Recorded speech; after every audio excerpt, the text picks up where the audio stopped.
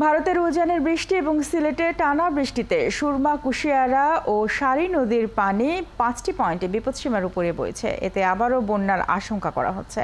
সোমবার রাত পর্যন্ত ১৫৬ মিলিমিটার বৃষ্টি রেকর্ড করা হয়েছে। এতে ৩টি নদীর পানি ৪টি পয়েন্টে বিপদসীমার উপরে বইছে।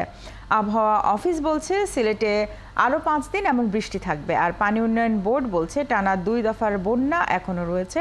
এই বৃষ্টি অব্যাহত থাকলে বন্যার ভয়াবহতা দেখা দিতে পারে। এদিকে বৃষ্টির কারণে সুনামগঞ্জের নিচু এলাকায় পানি ঢুকতে শুরু করেছে। তাহিরপুর সুনামগঞ্জ সড়কের কিছু অংশ আবার তলিয়ে যাওয়ায় জেলা শহরের সঙ্গে সরাসরি যান চলাচল বন্ধ হয়ে গেছে।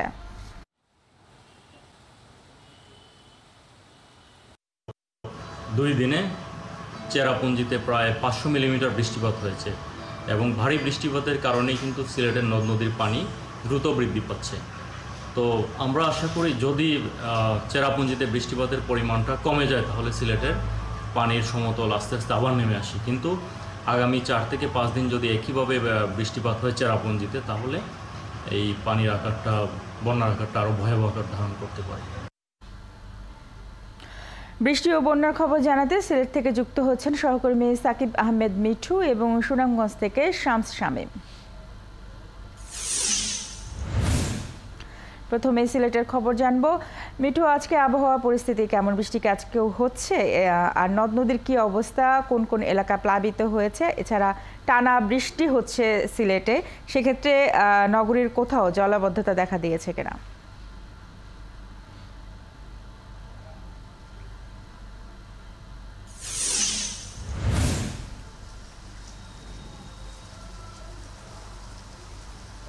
ধন্যবাদ শারমিন আপনাকে। আমি এই মুহূর্তে আছি সিলেট সুরমা নদীর যে কিমবিজ এলাকার সুরমা নদীর পয়েন্ট।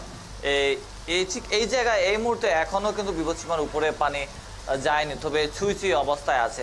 এছাড়াও কিন্তু সিলেটের যে ৪টি নদী আছে, ৪টি নদীর ৫টি পয়েন্টেই কিন্তু এখন পানি বিপদসীমার উপরে। আমি যদি আপনাকে স্পেসিফিকলি কয়েকটা পয়েন্টের কথা বলি, কানাইঘাট পয়েন্টে সুরমা নদী সেখানে আছে ১১৩ সেন্টিমিটার উপরে নদীর পানি বিপদসীমার। এছাড়া আমলসিতে ৬ সেন্টিমিটার উপরে আছে বিপদসীমার এবং শেওলা কুশিয়ারা নদীর ১৮ সেন্টিমিটার উপরে আছে। এই প্রায় ৫টি পয়েন্টে কিন্তু নদীর বিপদসীমার উপরে পানি আছে। আমরা যদি বলি আসলে সিলেটে যে ২ দফা বন্যা হয়েছে, সে বন্যার যে ক্ষয়ক্ষতি এখনো কিন্তু মানুষ সেরে উঠেনি এবং বন্যা ভয়াবহতা এখনো কিন্তু শেষ হয়নি। আমরা গত কয়েকদিন থেকে দেখছিলাম যে সিলেটের যে ১৩টি উপজেলা আছে, সেই ১৩টি উপজেলার বিভিন্ন আশ্রয় কেন্দ্রে কয়েক হাজার মানুষ কিন্তু এখনো আছেন এবং বিভিন্ন উপজেলার কয়েকশো গ্রামে যে গত বন্যার পানি, সে পানি এখনো আছে। কিছু কিছু জায়গায় যে খত বাড়িঘর নষ্ট হয়েছে সেই জায়গার অবস্থাও এখনো খারাপ।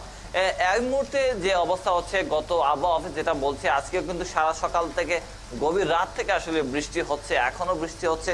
আপনি দেখতে পাচ্ছেন যে সিলেটে নগরীতে এবং সিলেটের বিভিন্ন উপজেলায় আসলে বৃষ্টি অনবরত হচ্ছে এবং আবহাওয়া অফিস বলছে যেটা যে আগামী ৩ থেকে ৪ দিন বা ৫ দিন সিলেটের বৃষ্টি হতে পারে।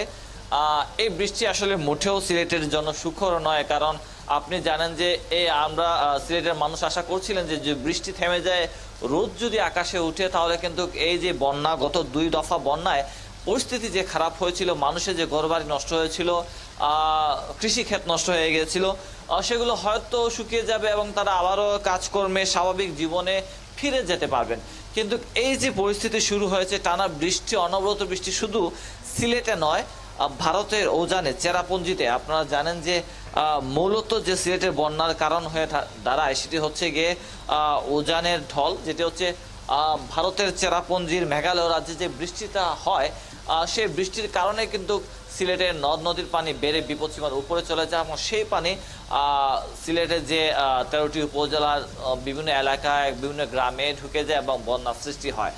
আপনাদেরকে জানিয়ে রাখতে চাই যে সিলেটের শুধু এই বৃষ্টি নয় এবং যে চেরাপুঞ্জিতে বৃষ্টি যেটা হয়েছে সেটা প্রায় ৫০০ মিলিমিটার উপরে এবং আজকেও কিন্তু বিভিন্ন এলাকায় বৃষ্টি হচ্ছে, সেই পানিও কিন্তু সিলেটে নামবে।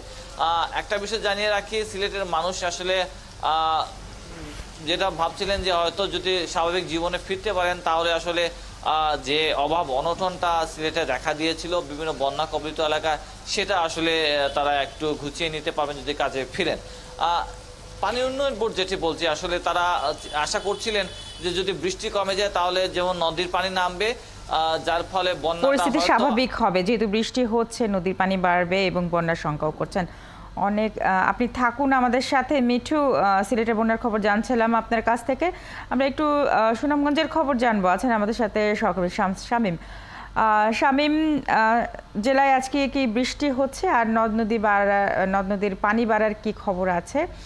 এছাড়া যেমনটি আমরা জানি যে বৃষ্টির কারণে সুনামগঞ্জের নিচু এলাকায় পানি ঢুকতে শুরু করেছে, তো সেই নিচু এলাকাগুলোর কি অবস্থা, সেখানকার মানুষের দুর্ভোগ কেমন?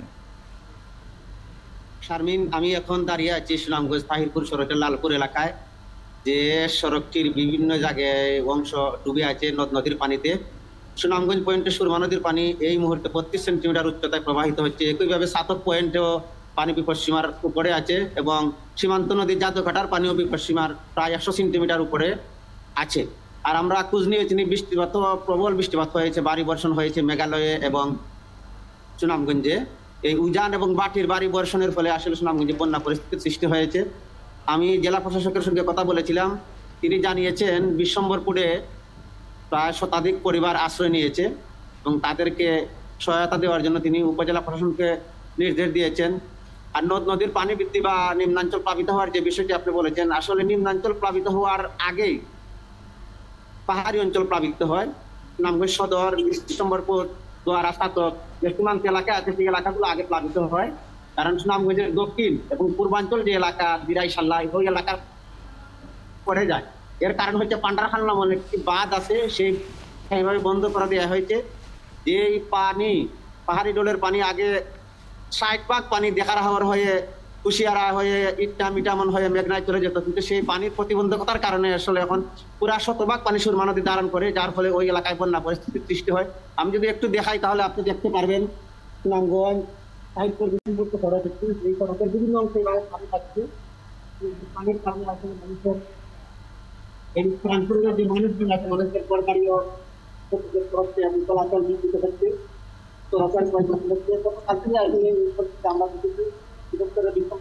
আমরা এখনো হাঁটু পানি, সেটার সঙ্গে বিশ্বম্বরপুর এবং তারপরের সড়ক বিভাগের বন্ধ আছে। আর যেটা একটা করে এখন স্থানীয় কার্যক্রম